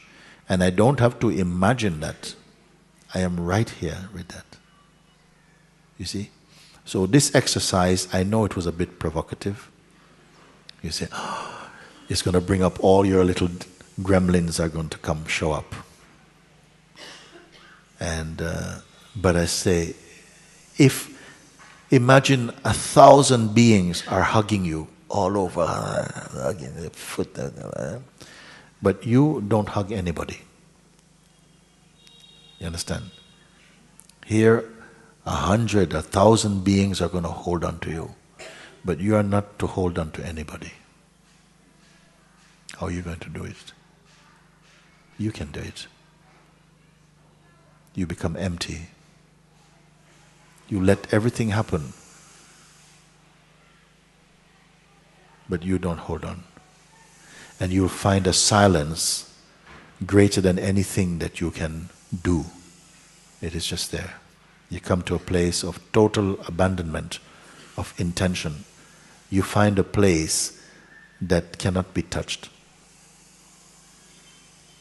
That place I'm pointing. That place. It's not you're running away. Not running away. First, to continue, you mentioned this word satsang flu. I have been having problems with like my health for a while, but since satsang has happened, it's just hit me like total like flu and no energy and all kinds of things.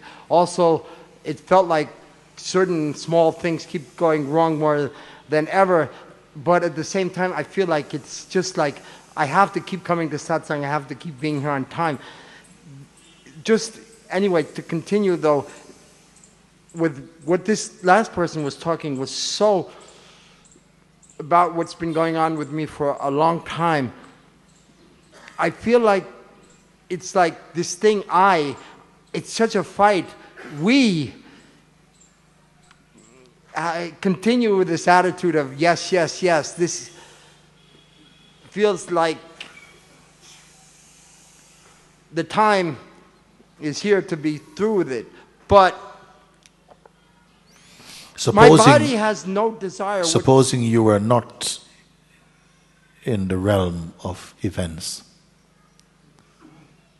okay? Somehow you are not any longer in the realm of events. Nothing happened. Somehow you found yourself in a space, nothing happened. There's movements, but nothing is registering as happening. but it's not happening for you. Where do you have to go to be in this land where there are no events?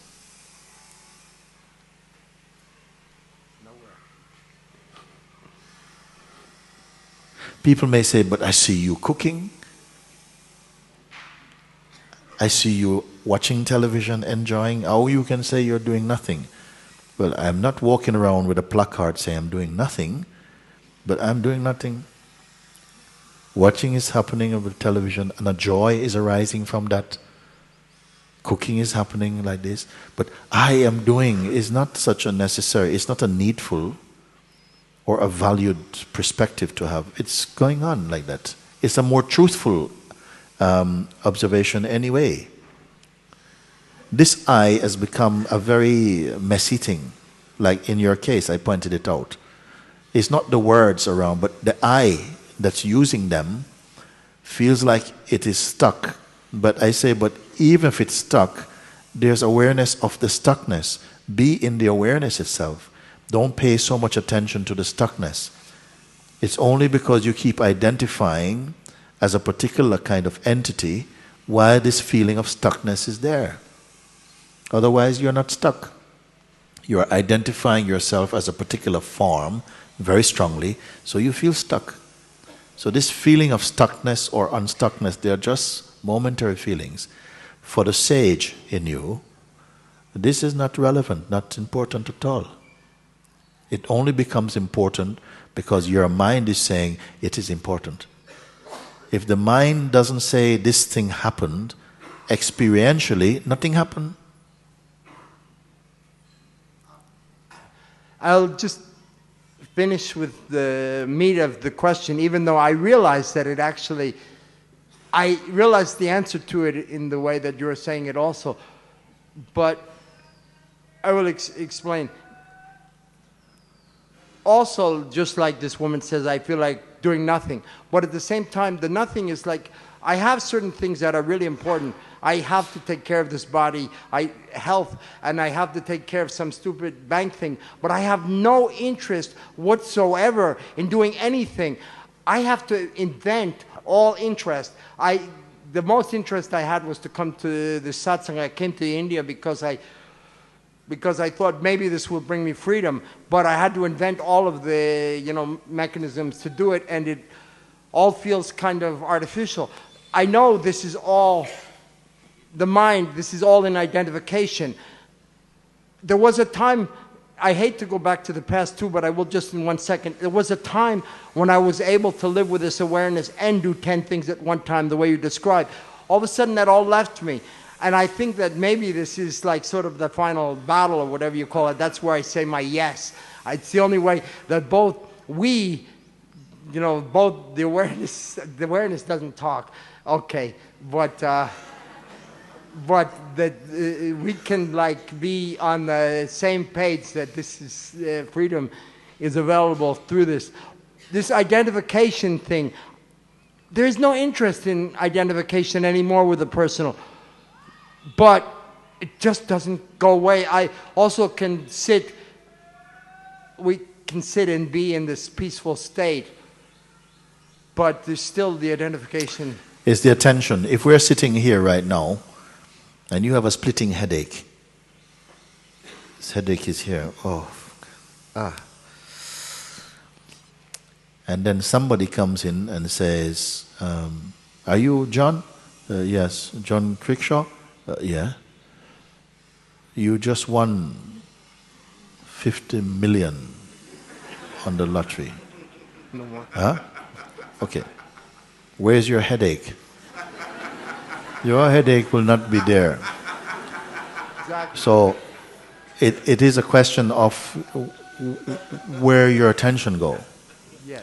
The attention is still being held into this I concept, this I feeling, which I would like you to go through now as we come to close. I want you to come to do it now, maybe.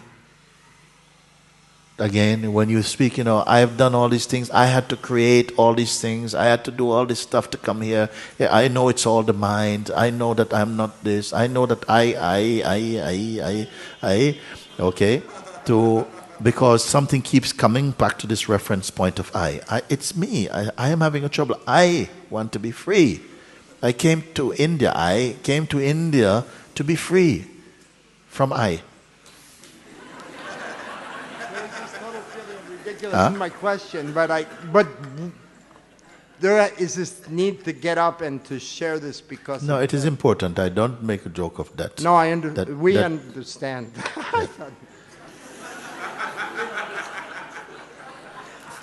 As the I become we now.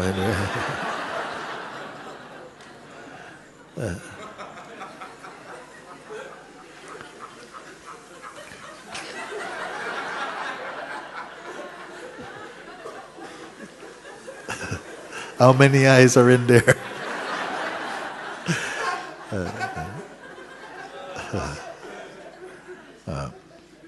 I was sharing before when we came that what is it like in the day, that somehow the day is allowed to show itself, if you want to say. If there's one particularly paying so much attention, it happens. And what takes place in our day, it happens to be, I feel it is beautiful. Someone else may say, wow, how you see so many people and you hug so many people, don't you get tired of it? I said, you're tired of it. Somehow it belongs to this expression and somehow it is happening like that for the moment. It may change, but I'm not concerned about that. I'm not dwelling on that. And I'm not thinking about tomorrow or the next 5 minutes, okay, in 5 minutes we're going to do this and then after we're going to do that. Sometimes I'm approached like that. This afternoon, this person wants to take lunch with you and so on. It's okay. But it doesn't become a stuckness. It's fine. Because why? The beingness can never be stuck. This is not a belief. It is just my direct knowing. Same like you. It is possible like that. And then all this talk about the troublesome mind and who is troubled by the mind? Who exactly? We know the feeling, and when you say, my mind gives me so much trouble, we all understand what that means. We all understand what that means. But now a deeper looking is taking place, and I ask you, can you identify precisely who is troubled by the mind?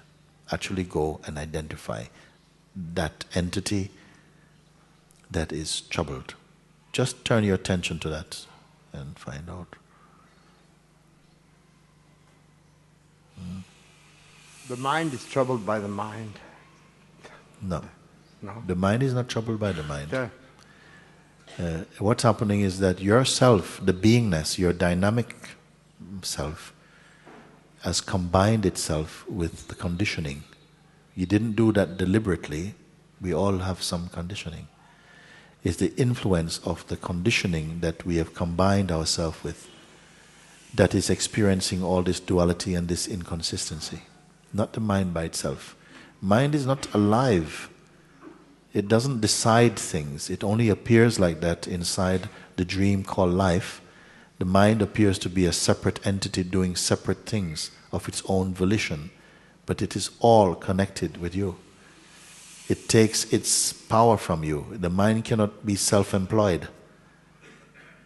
It runs on phantom power, meaning that it takes its power from your belief, your interest and identity, energizes that mind as thought. You're coming more and more to notice this.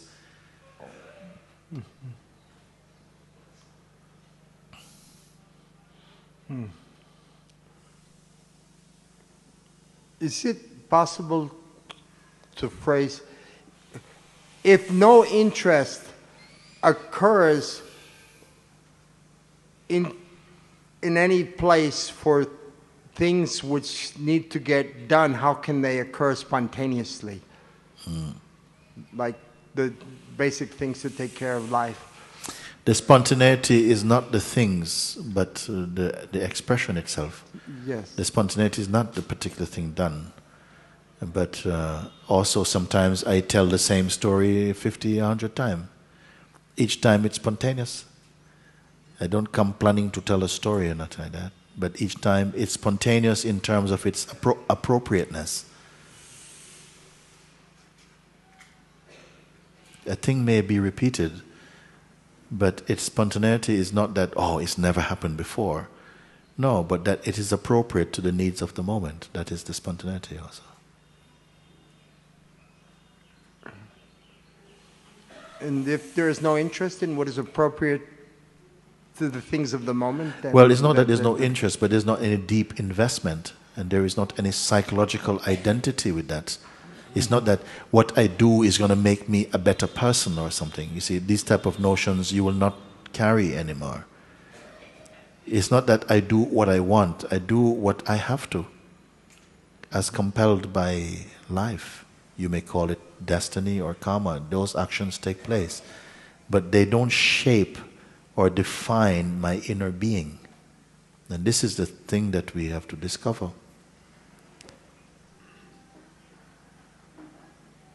And so there isn't really a conflict with the active world, active life, and my inmost being. It's not a it is, you may say duality is there, but duality for me is not a mistake. Duality is not a sin. Duality is the playground of the being in order to have the taste of experiencing and diversity, which is not a mistake. But I am the unity in it. Your beingness unifies that field and removes the conflict that comes when we move with the notion that we are individual autonomous entities. This is very different. And I'm not telling you to learn any of this. Mm-hmm. I point only to a simple door through which you will enter again into your own being. That's all. The rest becomes automatic.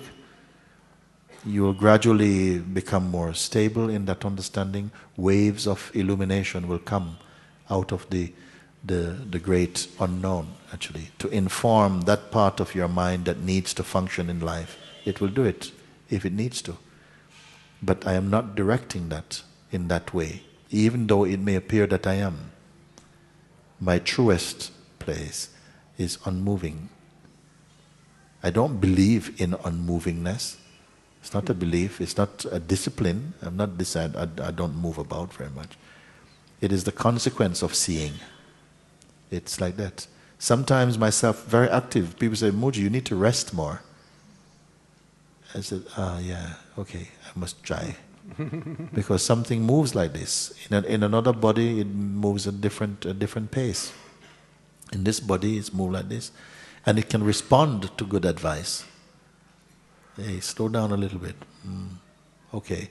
And somehow understanding of that and appreciation of that and wisdom in that advice somehow gets touched here and brings about good results.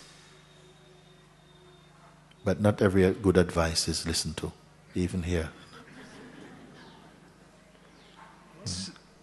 So this conflict cannot come to a complete end until all of my identification is burnt out, until it's come to an end, no? What will not come to an end? This conflict that I was describing between... Yes, the conflict is helping you to find that which is not a conflict. Because without it, life will always present some tension, some twang. We need it somehow.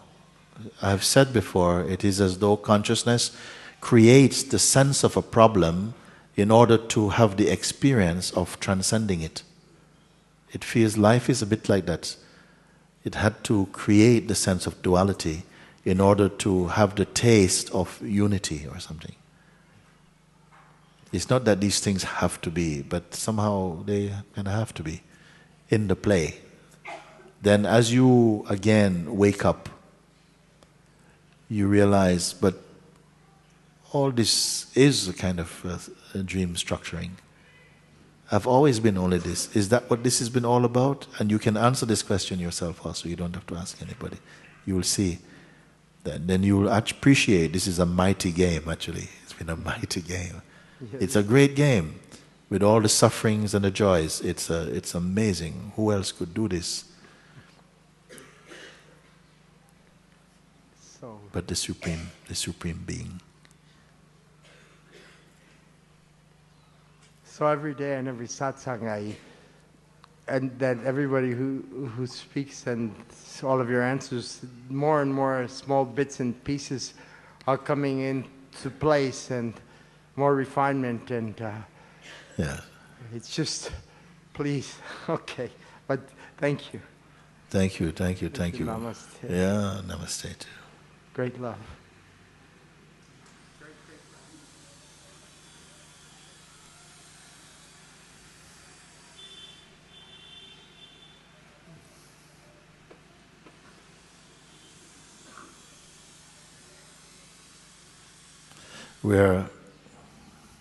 We're here together, no?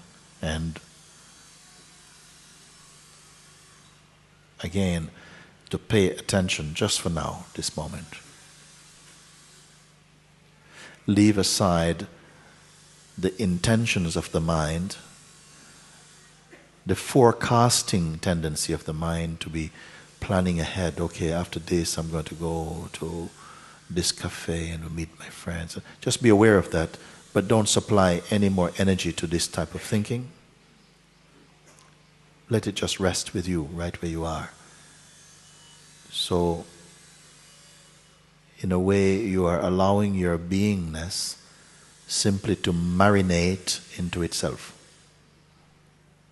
No other thoughts, emotions, images that appear in the mind. Don't be manipulating anything. Don't hold on to any particular image for a moment. Why are we doing that?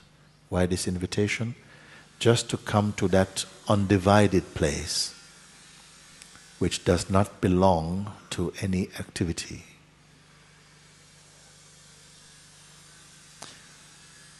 There is no distance to cover. It is right here, you see. It is not hidden on the layers and layers and layers of anything. These are only ideas. Your beingness is immediate. It is just right where you are. If you don't combine any thoughts or intention or self-image, you'll find that you are in immediate oneness with this. Simple. Again, I remind you that we don't need to use our imagination for this. We're not going anywhere. We're not going on any journey. No journeys. Simply putting your attention right where you are. Also, you're not controlling the senses. You see, nothing is wrong with the functioning of the senses. Let them be there.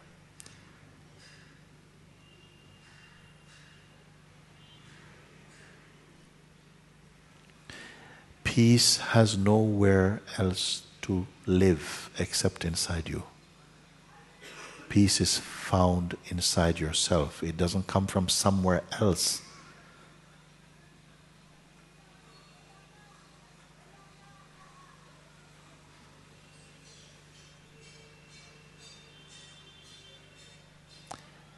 Also, be aware of any sense of waiting or any expectations, and don't follow these thoughts.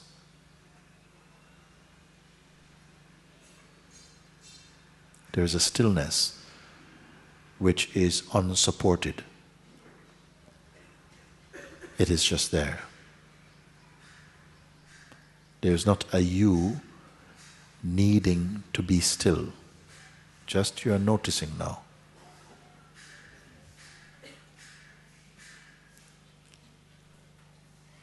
Again, I remind you, don't invent, don't create. It's not required, no.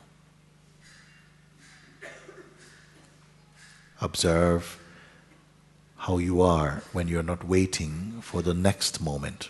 There's no next moment. There's no next that needs to concern you.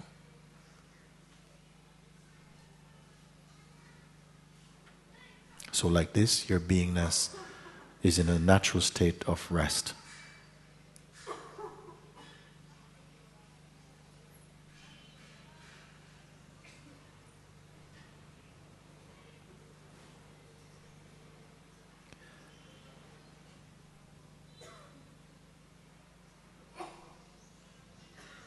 There's no judgments, no self-assessment.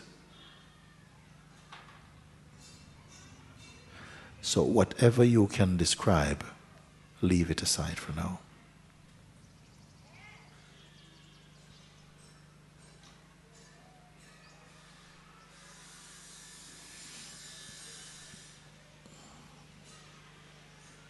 Also, you're not becoming something.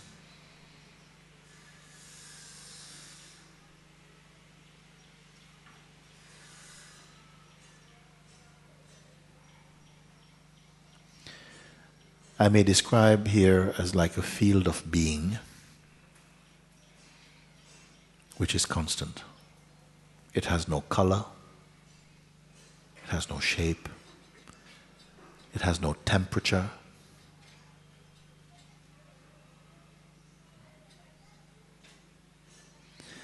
But the perfume arising there is peace. Naturally, a sense of silence and spaciousness like this. You're only observing this, you're not creating any of this thing. Notice also that this is not coming in, it's not coming in, therefore it cannot go out. There's neither in nor out for it, it simply is here.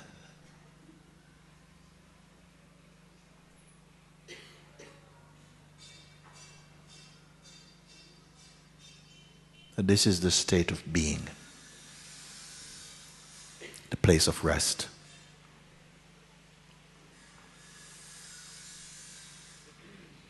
Now for some of you, I want to say something more. Come first to the state of rest, effortless rest. It's there. You're not controlling anything. You don't have to give up anything. You're simply present as the self.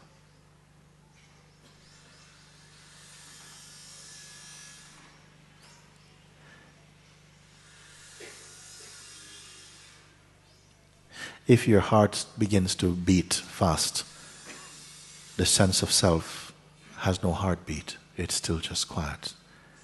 And this is very healthy, even for your heart, physically.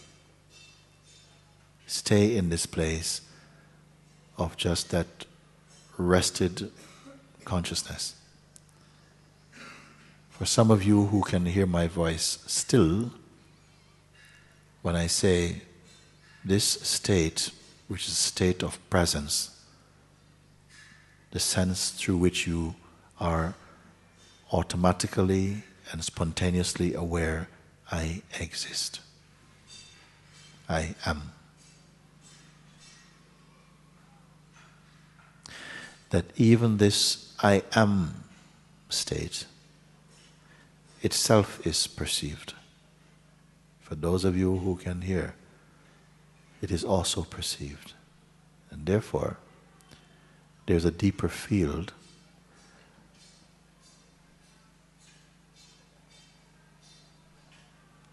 which is absent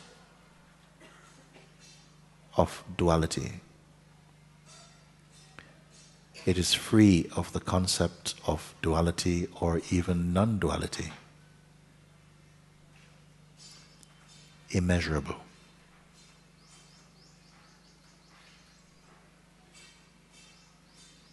Here, there is no responsibility for the functioning of life. Here imparts life to life. But don't worry to study this. Here, it is easy to let life just be, whatever it is. It is only play of light for you here. So as you leave here today, again move about in your natural field of movement for yourself. Continue to keep this room empty and see that your activities can still go on, but inside this room is empty.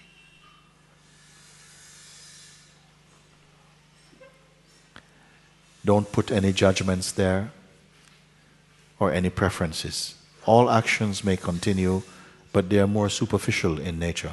It is fine like that.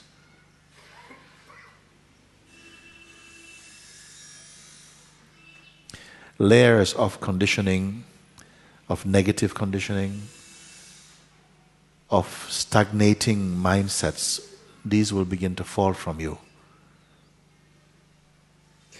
as you discover your natural being, the simplicity and the harmony that is your inherent being. The need to control or to plan will become less needed, so that you remain in that natural flow. Or rather, the flow is taking place, even there you are not interfering.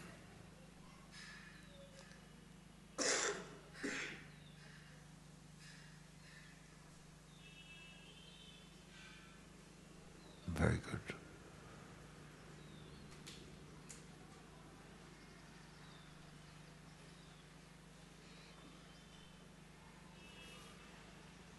You will know in this state that you are beyond time. It's very subtle knowing, but even here, as you are sitting here, inside your own being, you will know that this is not about time.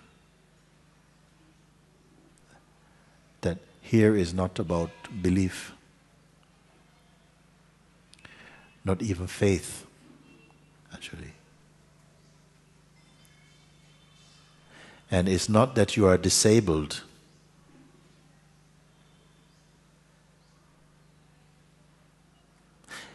Even I say that is a place of rest, but there's no one resting here. There's just a state of rest. Carry on, but don't engage your mind in measuring activities. Oh, I've got to do this. Oh, yes, if I don't do this by this. Watch these tendencies. They may go on for a while, but as you keep your attention on the inmost being, this type of noise in the mind will gradually disappear. And you'll be able to function with greater clarity, greater peace. The sense or the need to be someone special also, this will go. You're not needing it.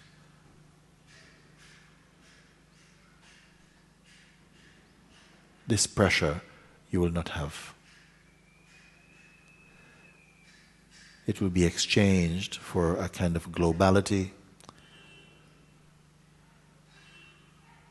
a universality, even though there's still a sense of individuality. This is perfectly fine.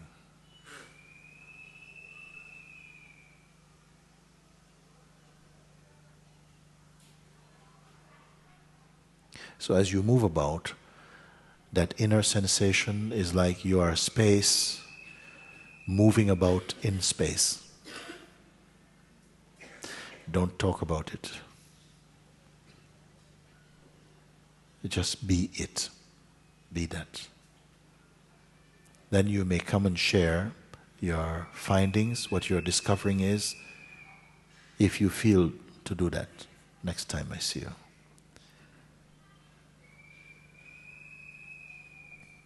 This is not inviting you merely for a taste of being, because for some of you, it will become timeless for you.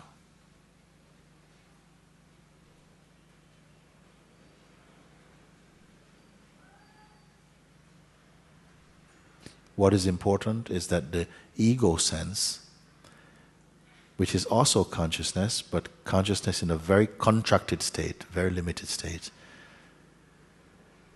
it will not dominate the consciousness.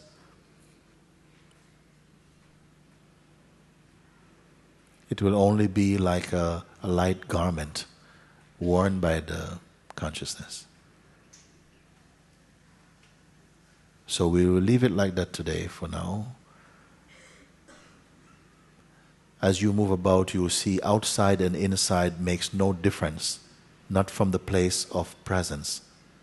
From the place of the person is that mode of mind that sees differences and creates the sense of differences, because that is its domain, that is its functioning. But now you are looking from presence. And presence is a wider field, a gentler field, a more detached field, but very harmonious.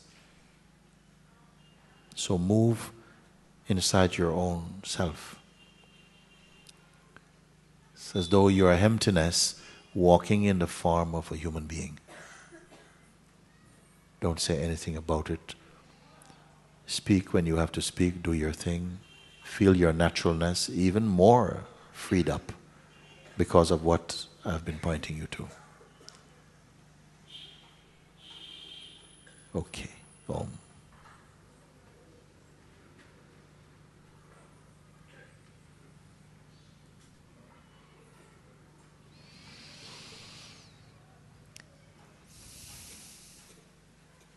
Someone will come today.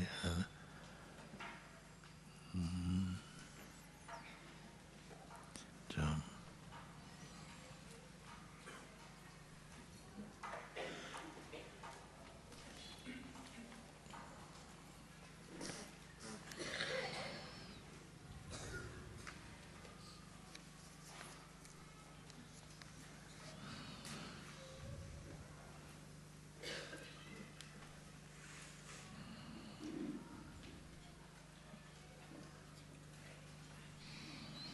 Just while we are preparing, just a couple of verses from the Avadhuta Gita, for those of you who appreciate Gita, the Avadhuta Gita.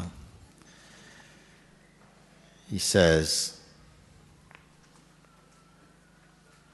all that exists in this world of forms is nothing but the self, and the self alone. How then shall the infinite worship itself? Shiva is one undivided whole. Truly, all this universe is only myself. It is neither divided nor undivided. How can I even assert that it exists? I can only view it with wonder and awe. What then is the heart of the highest truth, the core of knowledge, the wisdom supreme? It is, I am the self, the formless one. By my very nature, I am pervading all. That one God who shines within everything, who is formless like the cloudless sky, is the pure, stainless self of all. Without any doubt, that is who I am. I am the infinite and immutable one. I am pure consciousness without any form. I don't know how or to whom joy and sorrow appeared in this world. I have no mental karma, either good or bad. I have no physical karma, either good or bad. I have no verbal karma, either good or bad. I am beyond the senses. I am the pure nectar of the knowledge of the self. These are the words of Sri Dattatreya, who is known as the Avadhut. And these kind of utterances, they are spontaneously coming out of that pure state that I am pointing also to be there. Here, these words were not trying to teach anybody. They just emanated, they erupted out of that heart of being spontaneously and bring light into the world. Your being also is that light in the world. Even if we could not speak, the presence is shining even without speech. So stay in that which you are being pointed to each day. Every opportunity that comes is an opportunity to point you back again to that wordless place. Be present there. Become familiar, become one there with your own undivided self.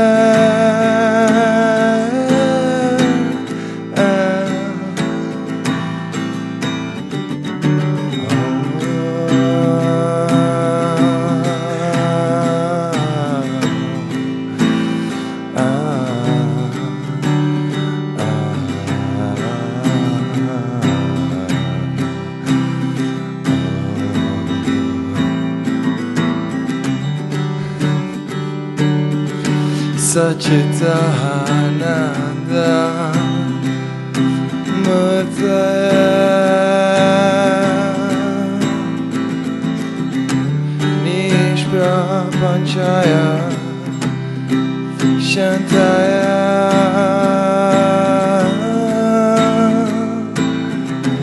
Niralambaya Tejase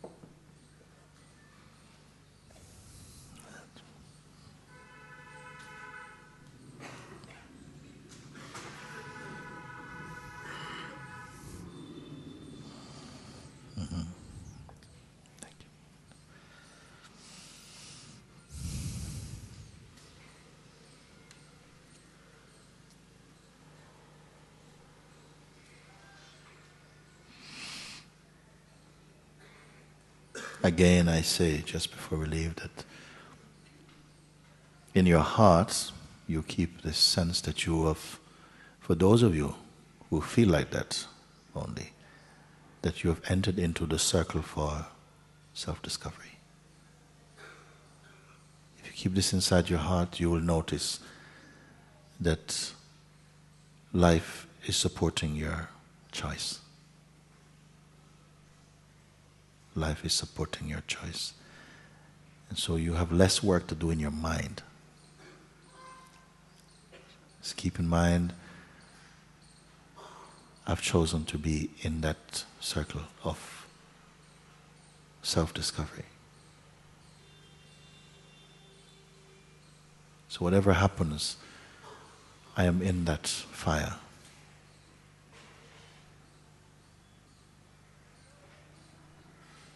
Until I am no more like person. If I remain, let that I be cooked inside grace itself.